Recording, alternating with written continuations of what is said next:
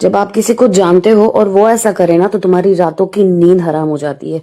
ये बंदे का मैं मूवी देखने गई थी, इतना बोला बाला था इस मूवी का, इतना पॉपुलर हुआ कि मैं मूवी देखने चली गई और फिर होता है ये, आप खुद ही देख लीजिए।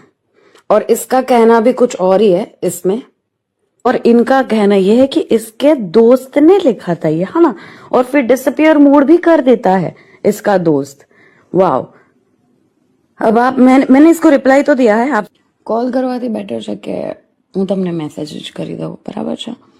કેમ કે આઈ થિંક જે માણસ પોતાનો નંબર XYZ ફિયરના કારણે શેર ના કરી શકતા હોય એ માણસ પોતાનો ફોન કેમ આપી દે બીજા માણસને કે કોઈ ફ્રેન્ડને? એ that's a question, right? Close friend જ હશે તો જે પણ હોય તમારો ક્લોઝ ફ્રેન્ડ, गौरव पासवाना, ऐसा कुछ तो नाम है उसका, या वो whoever, I just wanted to know who did that. Yeah.